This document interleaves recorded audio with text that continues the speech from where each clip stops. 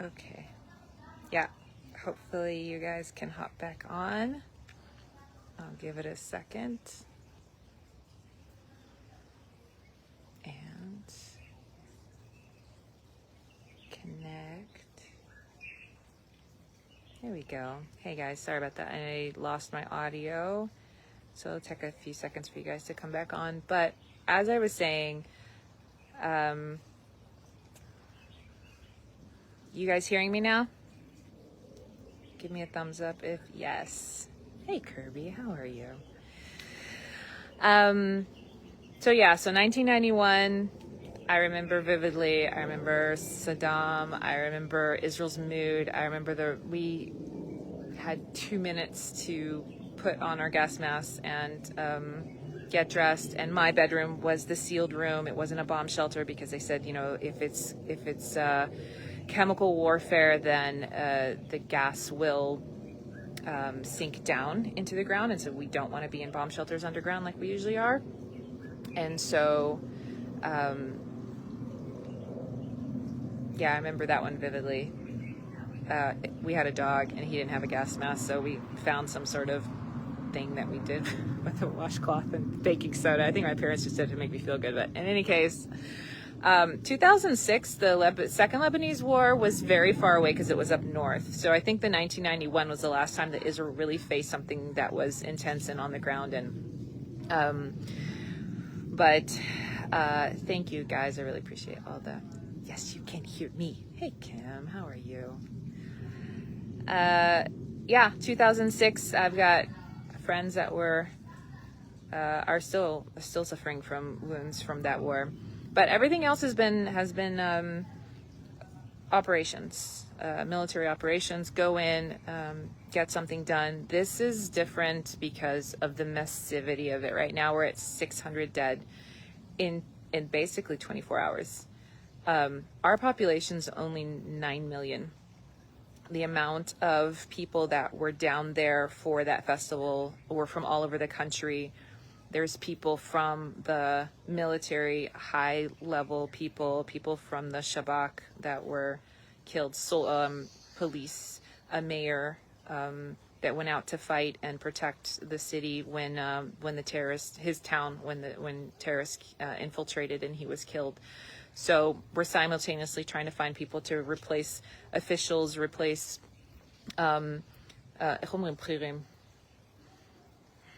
sorry, I can't think of the word, higher up people. So simultaneously trying to grab take a deep breath and see where this is heading. But this is going to be a long road. This is not going to be a short, quick thing. So our projects that Maoz is working on, I'm not sure exactly when we're going to finish them. We'll still keep going because we'll be working from home. And okay, so colleges, the college opening of the school year has been delayed. I'm trying to think of, there's just so many updates that we're getting of change in the conferences that were supposed to take place in October, tours that are coming. People ask me a lot of times, should I come on a tour? Usually my response is, hey, it's safer here than it is in most cities in the USA. I'm not saying that right now. I don't think you should come on a tour. Am I allowed to say that? It's not like any tour groups that are...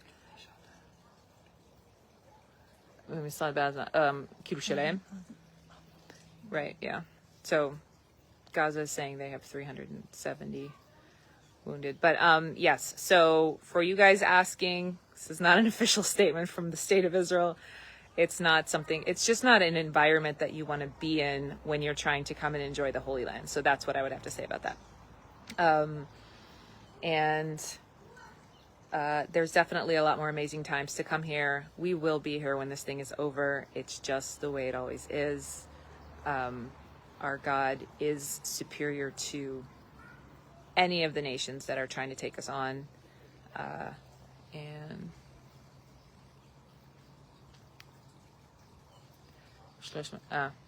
Okay. אבל זה בגדול מה שיש לנו כרגע. כן. So it's like 20, almost 2,200 wounded, 600 dead, and a lot missing. So you're asking about some of the different Israelis that live here. They are okay.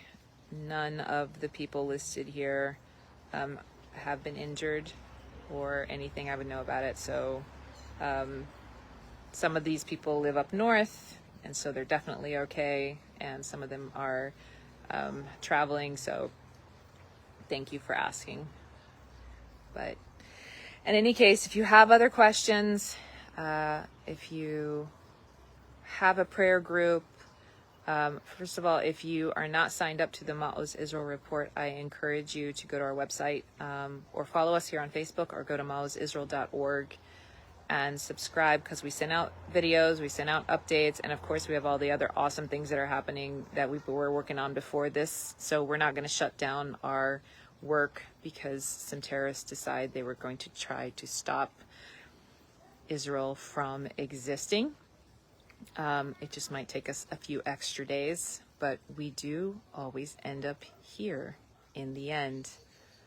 As Mark Twain said, everything is mortal but the Jew. It's not because we're awesome, it's because our God is awesome. So in any case, Kevin, you're very funny. Very funny. Hi, Rachel. Hi, Kevin. Yeah, also, we've got some of these updates going out in different languages. So if you want to check them out on YouTube, we have subtitles in different languages. And I think there's one version of me saying everything in Portuguese, and it's AI. Gotta check that out. I was like, I speak Portuguese now. You can make me say anything. Amen. Amen. I think at this point, because a lot of times there's... we already got some posts from people explaining to us that the occupiers will not be here long. They're talking about us. I really hate to disappoint them. We will.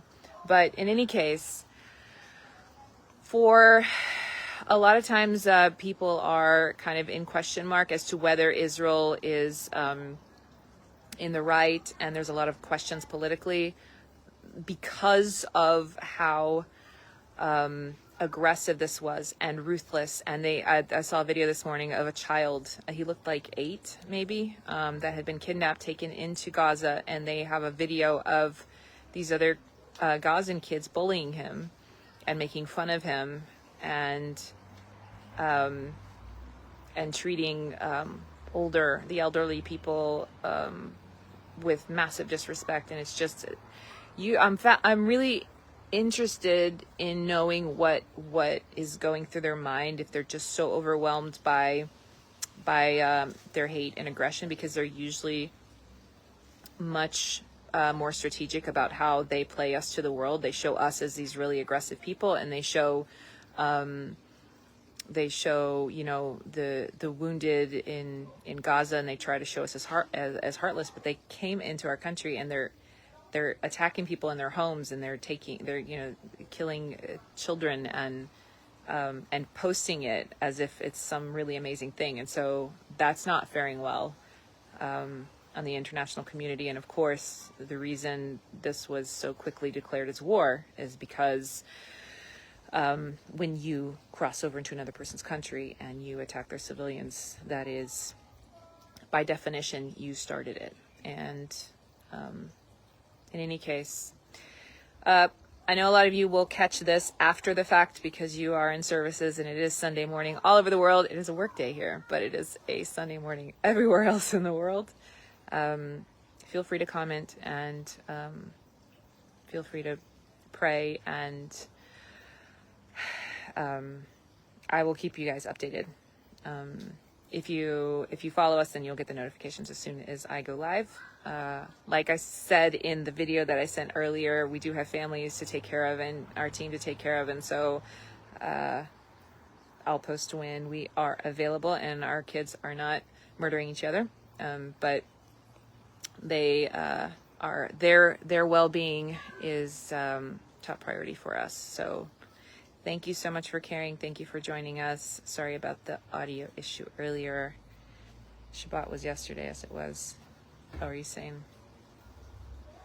I'm sorry, I'm like reading some of what you guys are writing. Yeah, Kevin, remind me to tell you the dream at a later date. I did actually have I'll tell you this much because it's really hard to explain this dream, but I had a dream in May that something really bad happened, and it started on a Shabbat, and it had a lot of details of how this thing started, which to me just says that God knew it was going to happen, and God is in control, and we'll keep you posted. You guys have an awesome day, and see you soon. Bye.